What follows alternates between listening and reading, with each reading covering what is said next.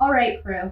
Now that we've looked at our subjects like an artist and simplified them so that it made it easier for us to draw them, let's change our glasses and look at our subjects like a scientist to make them look more realistic. How might we look at our subjects like a scientist? What do I mean by that?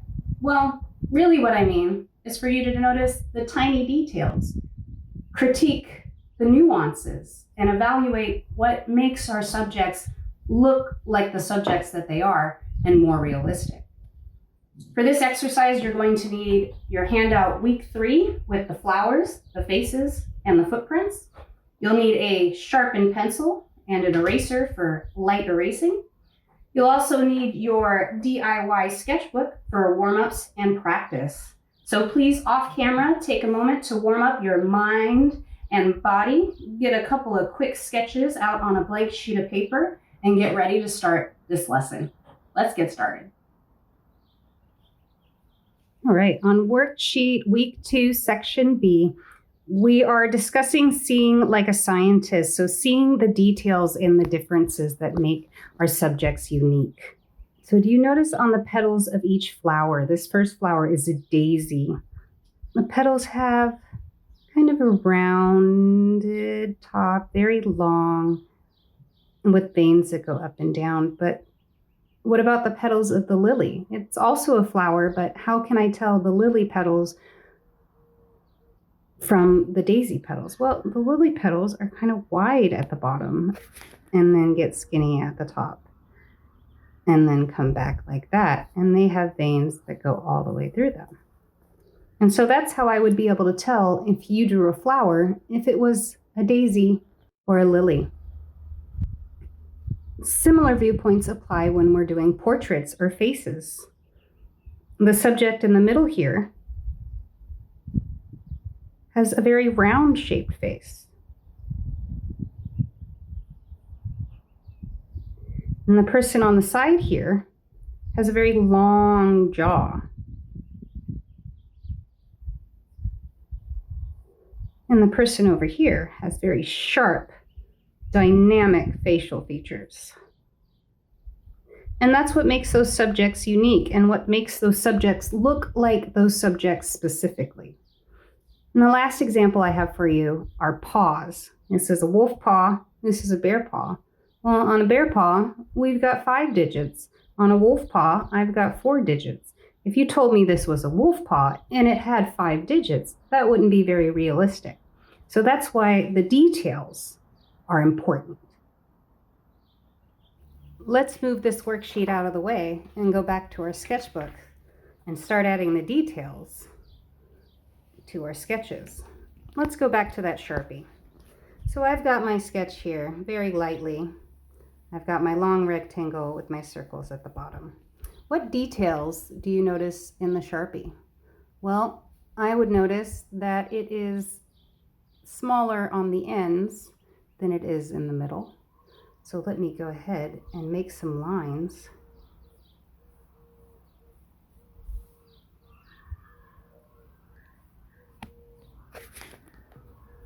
That makes it thinner on the sides. And then same thing applies to here, but it's shorter in its transition.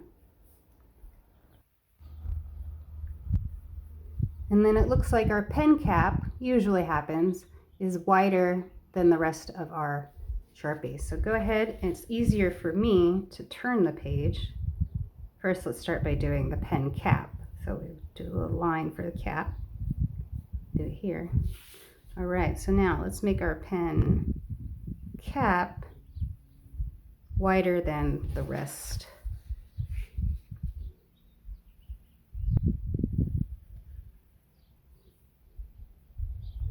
And then the base of our pen is not as wide. So we can go ahead and stick to that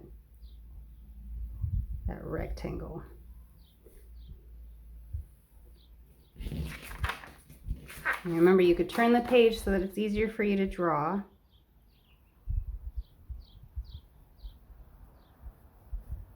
And if lines are too dark, go ahead and erase them, but otherwise, no need to erase.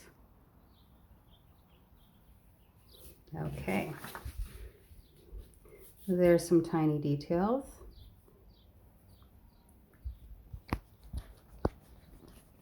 All right, our pen also has a cap that disappears back here because it starts where the pen cap is thinner. So we got a little rectangle that just disappears back there. All right.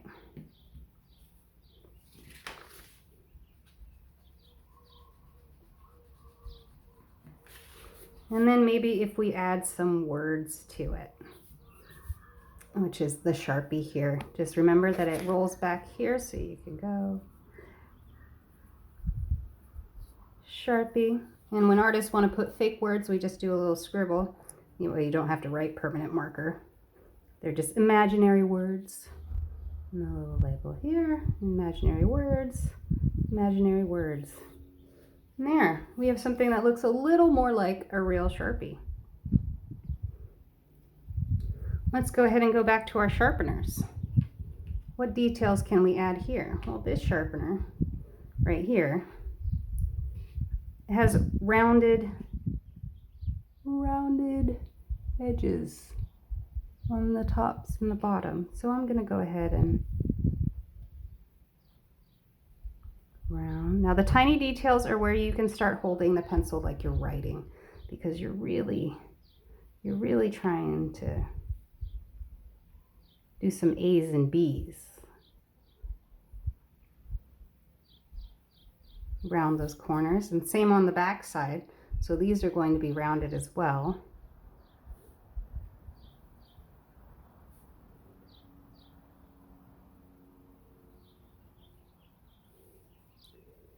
Okay, and then we also have the blade in our pencil sharpener. So my perspective is kind of like this. So we're gonna go, it's gotta be in the same 1-point perspective as the pencil sharpener itself. So I just made these lines so that I know where to put this part here, but it's actually only gonna go that far. And then I have my blade that goes back like that. And it goes in like that. It doesn't go all the way to the edge. It comes in like that. And then I've got a little screw right here. If I really want to get in the details, I do a little crisscross that's in the screw. And then another tiny detail is because you can see through here. You can see this little piece back here. So I'm going to put that on there as well. And let me just erase the lines I don't need.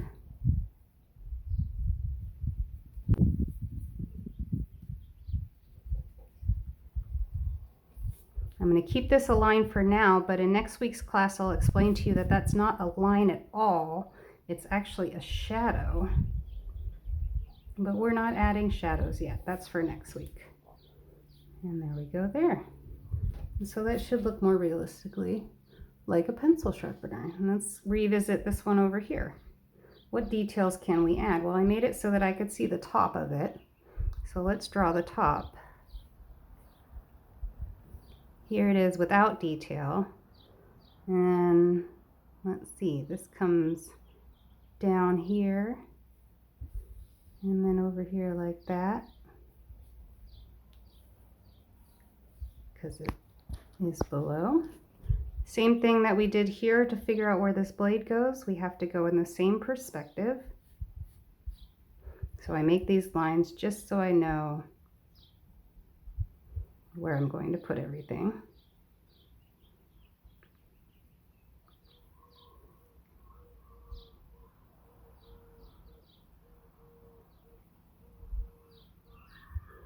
And just erase any lines you don't want to see.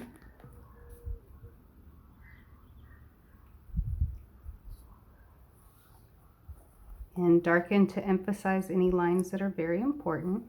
So probably this side and this bottom. We don't need to make any changes to that, so we can make that dark. Same thing here.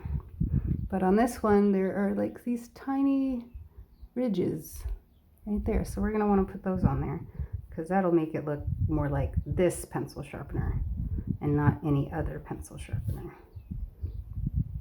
And there we go.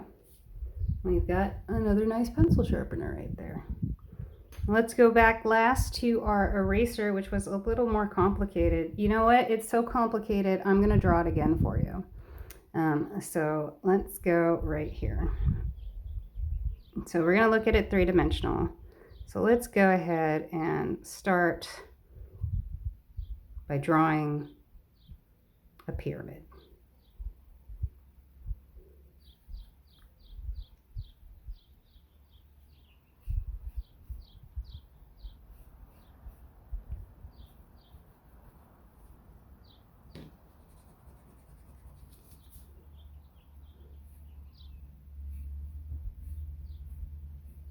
All right. Our pyramid's kind of angled at the side. Now draw the lines behind your pyramid because you want to also draw a cube behind that pyramid. So there's our cube. And then here's our pyramid that is slightly bigger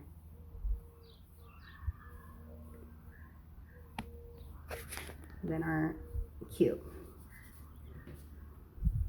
It's even bigger than that, the cube. So add that to that. Okay, I'm gonna erase to lighten, not to delete.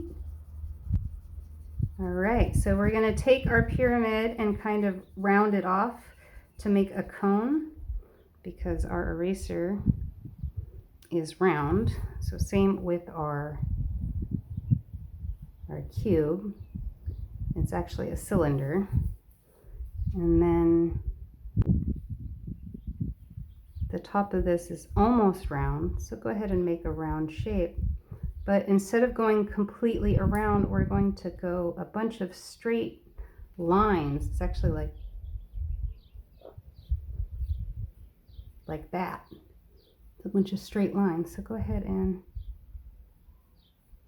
make a bunch of straight lines. And then everywhere you have a point, so if it goes like this, you got a point, bring it to the point. So this would go here, this would go here, this would go here, this would go here.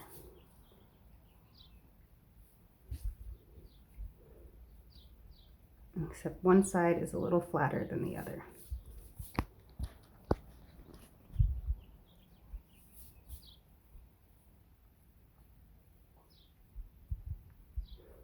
All right.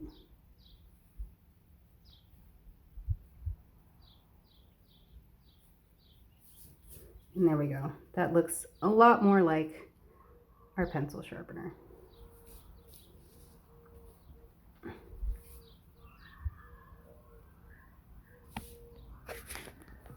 It's flat on the end. Forgot to make that adjustment. There we go. That looks more like our pencil sharpener.